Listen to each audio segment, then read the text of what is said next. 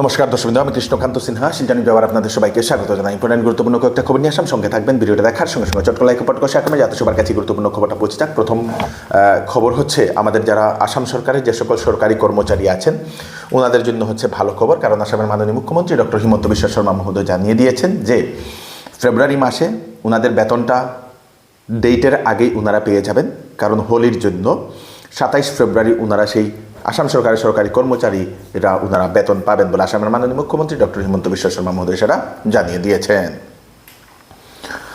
শিলচরের বাইপাসে একটি সেই ধর্ষণের একটা অভিযোগ উত্থাপন করে বিভিন্ন নিউজ মহলেও দেখানো হয়েছিল, একটা এফআইআরও দর্জ করেছিলেন একজন যুবতী বলে সেটা বিভিন্ন খবরেও প্রকাশিত হয়েছিল। আজকে যেটা জানা যাচ্ছে যে মেডিকেল রিপোর্ট যেটা, সেই মেডিকেল রিপোর্টে দর্শনের কোনো কিছু সেই প্রুফ পাওয়া যায়নি বলে এরকম মেডিকেল রিপোর্ট এসছে বলে এরকম খবর পাওয়া যাচ্ছে। দর্শকবৃন্দ, পুলিশ এখন সেই মেডিকেল রিপোর্টটা পাবলিক করছে না, কারণ এখন কেসটা চলছে। কিসের কারণে সেই এরকম যে কেস এফআইআর দর্জ করা হয়েছিল সেটার এখন পুলিশ এখন তদন্ত শুরু করে দিয়েছে বলে সেটা জানা গেছে। সেটা এখন সেই পুঙ্খানুপুঙ্খভাবে আমাদের কাছাড় পুলিশ সেটা এখন বিস্তারিতভাবে সেই জিনিসটা দেখছে। জানা গেছে সেই ঘটনার সঙ্গে জড়িত আরেকজন অভিযুক্তকে পুলিশ আটক করেছে, আসাম ইউনিভার্সিটির একজন ছাত্র বলে সেটা জানা গেছে। এবং পুলিশ একটি থার গাড়িও, যে বলা হয়েছিল যে একটি থার গাড়িতে এসেছিল বলে, সেই থার গাড়িও সেই বাজেয়াপ্ত করেছে বলে সেটা জানা গেছে। এবং সেটা এখন পুলিশ সেই দেখছে সেই থার গাড়ি, সেই ঘটনার সঙ্গে জড়িত সেই থার গাড়ির সেই উত্থাপন করা হয়েছিল সেই থার গাড়ি এক কি না সেটাও দেখছে বলে সেটা জানা গেছে। যে এখন সম্পূর্ণ এই কেসটা কি না সেটা এখন পুলিশ সম্পূর্ণভাবে সেই ঘটনার সেই ইনভেস্টিগেশন শুরু করে দিয়েছে।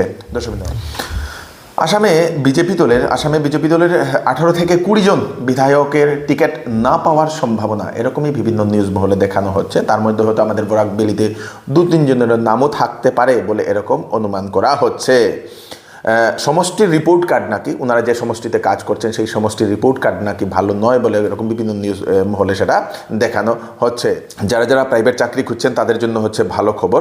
আইএসও সার্টিফাইড একটি কোম্পানি শিলচরের বিভিন্ন হাসপাতালের জন্য সেই রিক্রুটমেন্ট করছেন। ট্রলি বয় 20 জন, ক্লাস 8 পাস, বেতন 10,000 টাকা। 8 পাস যারা ছেলেরা যারা চাকরি খুঁজছেন তারা আবেদন করতে পারবেন ট্রলি বয়ের জন্য। বিভিন্ন হাসপাতালে ওনাদেরকে সেই চাকরি দেওয়া হবে। বায়োডাটা বা সিভি সাবমিট করতে লাগবে আপনাদেরকে ইমেইলে, সেই jupitergroup.headoffice@gmail.com। সেই 28 ফেব্রুয়ারির ভিতরে আপনাদেরকে আবেদন করতে লাগবে, অথবা ওনাদের দেওয়া ফোন নাম্বার যেটা 9365175241, এই নাম্বারে আপনারা যোগাযোগ করতে পারবেন। যারা 8 পাস ছেলেরা যারা শিলচরে চাকরি করছেন তাদের জন্য হচ্ছে একটা বিশেষ একটা চাকরির সুযোগ। হাইলাকান্দি জেলার লালার সরকারি হাসপাতালে বার্থ সার্টিফিকেট বের করতে হলে 1200 টাকা ঘুষ দিতে লাগে, এরকমই একটা অভিযোগ উত্থাপন করে একজন ভুক্তভোগী উনি ভিডিও করে ফেসবুক বা সামাজিক মাধ্যমে উনি ছেড়ে দিয়েছেন।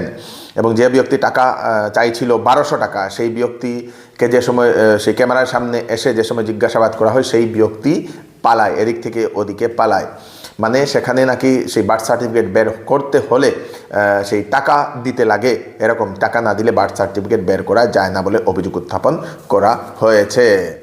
গার্লস হোস্টেলের বাথরুমে গোপন ক্যামেরা। গুয়াহাটির একটি শিক্ষা প্রতিষ্ঠান, সেই শিক্ষা প্রতিষ্ঠানের রেপুটেড একটা শিক্ষা প্রতিষ্ঠান, সেই শিক্ষা প্রতিষ্ঠানের গার্লস যে আপনাদের সেই গার্লস হোস্টেলের যে বাথরুম যেখানে স্নান টান করা হয়, সেখানে সেই বাথরুমের ভিতরে পাওয়া যায় একটি হিডেন গোপন একটি ক্যামেরা।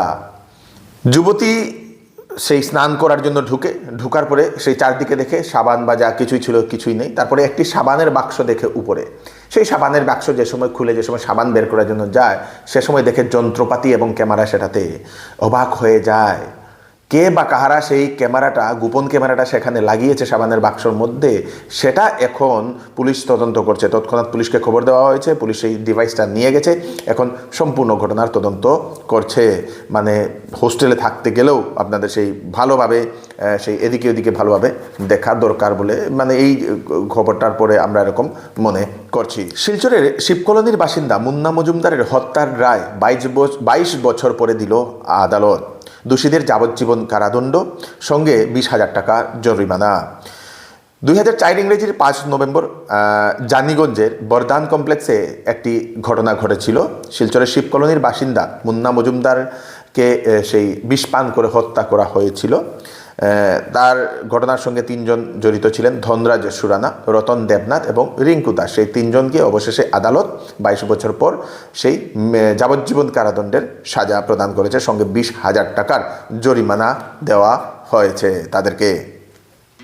আসন্ন বিবাহ সিজন উপলক্ষে শ্যামসুন্দর জুয়েলার্স নিয়ে এলো হলমার্কযুক্ত সোনার গহনার মজুরির উপর ফ্ল্যাট 40% ডিসকাউন্ট, হীরার গহনার উপর ফ্ল্যাট 20% ডিসকাউন্ট। তার সঙ্গে পাচ্ছেন পুরাতন সোনার পরিবর্তে নতুন HUID যুক্ত হলমার্ক যুক্ত সোনার গয়না নেওয়ার সুযোগ।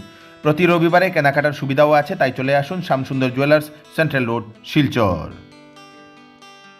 এবার চৌধুরী টেক্সটাইলে বিবাহের কাপড়ে এবং ফ্যান্সি কাপড়ে দেওয়া হচ্ছে বাম্পার অফার, 50% পর্যন্ত ছাড়। 10 দিনের ভিতরে যে কোনো বিক্রিত মাল যদি পছন্দ না হয় তাহলে ফেরত নিয়ে আপনারা টাকাও নিতে পারবেন। তাড়াতাড়ি চলে আসুন চৌধুরী টেক্সটাইল, ফাটক বাজার, গলি নম্বর 2, শিলচর সদর থানার নিকটে। শ্রীভূমিতে শিক্ষকের উপর মারধর, শিলচর মেডিকেল কলেজ এবং হাসপাতালে রেফার করা হয়েছে সেই শিক্ষককে। জানা গেছে নাম রাজদীপ নাথ, 429 নং কৃষ্ণপ্রসন্ন শিক্ষা মন্দির প্রাথমিক বিদ্যালয়ের শিক্ষক। বাইক নিয়ে বাড়ি ফেরার সময় হঠাৎ করে বাইকের সামনে একটি কিশোর হঠাৎ করে রাস্তা এদিক থেকে ওদিকে ক্রস করে এবং তৎক্ষণাৎ ভয়ে সেই শিক্ষক মহাশয় বাইকটা ব্রেক মেরে বন্ধ করে দেয়। তারপরে সেই শিশুটিকে একটু ধমক দিয়ে বলে, তুমি কি সেই রাস্তার এদিকে ওদিকে না দেখে তুমি পার করছো কেন? সঙ্গে সঙ্গেই আশেপাশের মানুষ জড়ো হন, সেই ব্যক্তিকে নাম জিজ্ঞেস করে যেই বলে রাজদীপ নাথ, তৎক্ষণাৎ সেই শিক্ষককে সেই বেধড়কভাবে মারধর করতে শুরু করে। তারপরে দূর থেকে কয়েকজন আরও শিক্ষক সেই ঘটনাটি দেখে দৌড়ে এসে সেই রাজদীপ নাথকে রক্ষা করে হাসপাতালে পাঠিয়ে দিয়েছে। একদিন হাসপাতালে ছিল, স্থানীয় হাসপাতালে, তারপরে আজকে নাকি সেই রাজদীপ নাথকে শিলচরের মেডিকেল কলেজ এবং হাসপাতালে পাঠানো হচ্ছে বলে সেটা খবর পাওয়া গেছে। কালাইনে ভয়াবহ সড়ক দুর্ঘটনা। কালাইনের কাকড়াখালে ইলেকট্রিক অটো এবং টিপারের গাড়ির মুখোমুখি সংঘর্ষ। ইলেকট্রিক অটোর যে সামনের দিক সম্পূর্ণ দুমড়ে মুচড়ে গেছে। স্থানীয়রা খুব কষ্ট করে সেই অটো চালককে উদ্ধার করে হাসপাতালে পাঠিয়ে দিয়েছে। বিবাহ চলাকালীন কনেকে সবের সামনে গুলি মেরে পালাতক এক যুবক। চাঞ্চল্যকর একটি ঘটনা। বিহারের বাক্সার জেলাতে এরকম একটি ঘটনা ঘটেছে। একটা বিবাহ চলছিল, প্রচুর মানুষ, গান বাজনা চলছিল, মানুষ গিফট দিচ্ছিল। সে সময় হঠাৎ একজন যুবক আসে, পকেট থেকে বের করে পিস্তল এবং প্রকাশ্যে সেই যে কনে যে দাঁড়িয়েছিল সেই কনেকে গুলি মেরে পালিয়ে যায় সেই যুবক। মানুষ বুঝতেই পারেনি, এরকম হাল্লা চিৎকারে এত আওয়াজ হচ্ছিল, হঠাৎ করে একটা ঠাস করে একটা শব্দ হয়। তারপরে দেখে কনে সেখানেই পড়ে যায় রক্তাক্ত অবস্থায় সেই স্টেজের উপরে। তারপরে শুরু হয় হইচই, কে মারলো, কোথা থেকে আসলো, কি আসলো, এরকম মানুষ খোঁজাখুঁজি করতে শুরু করে। প্রেমজনিত কোনো কারণ হতে পারে বলে এরকম সেই অনুমান করা হচ্ছে। কেরালা রাজ্যের নাম পরিবর্তন করে এখন করা হয়েছে কেরলম। অনেক দিন থেকে সেই দাবিটা উত্থাপন করে এসেছিল। অবশেষে সেই কেরালার রাজ্যের নাম পরিবর্তন করে কেরলম করা হয়েছে এবং তা সেই নাম পরিবর্তনের সঙ্গে সঙ্গেই দিল্লির নাম পরিবর্তন করে ইন্দ্রপ্রস্থ করার আবার দাবি উত্থাপন হয়েছে। এর আগেও বহু মানুষ এই দাবিটা উত্থাপন করেছিলেন। এখন দাবি উত্থাপন করেছেন বিজেপির একজন এমপি, সেই প্রবীণ খণ্ডেলওয়াল। উনি এরকম দাবি উত্থাপন করেন যে যেহেতু দিল্লির আগের নাম ছিল ইন্দ্রপ্রস্থ, সেই আগের নামটাকে যাহাতে দিল্লির নাম বদলে ইন্দ্রপ্রস্থ করা হোক বলে এরকম দাবি উত্থাপন করা হয়েছে। ইসরায়েল সফরে প্রধানমন্ত্রী নরেন্দ্র মোদী মহোদয় বিমান থেকে নামতেই ইসরায়েলের যিনি প্রধানমন্ত্রী বেঞ্জামিন নেতানিয়াহু, উনি স্বাগতম জানালেন। বিশেষ কিছু আলোচনা করার জন্য সেই ইসরায়েলে প্রধানমন্ত্রী গেছেন বলে এরকম আমরা জানতে পারলাম। একটা নিখুঁত সংবাদ, রাজু তার নাম, গুয়াহাটি থেকে শিলচর ট্রেনে নাকি উঠছিল শিলচরে আসার উদ্দেশ্যে, কিন্তু পাওয়া যাচ্ছে না। কোম্পানির লোকেরা কোম্পানির কাজের জন্য সেই বিহার বা উত্তরপ্রদেশ থেকে সেই যুবককে নিয়ে আসা হয়েছিল, কিন্তু হঠাৎ করে সেই আর তার গন্তব্যস্থলে এসে পৌঁছায়নি। রোডের যে কনস্ট্রাকশনের যে কামগুলো চলছিল সেখানে কাজ করার জন্য এসেছিল। ফটো আমরা দিয়ে দিয়েছি, ফোন নাম্বারও দিয়ে দিয়েছি, যদি কোথাও দেখতে পান ওনাদের দেওয়া ফোন নাম্বার আপনারা নিশ্চয়ই জানিয়ে দেবেন।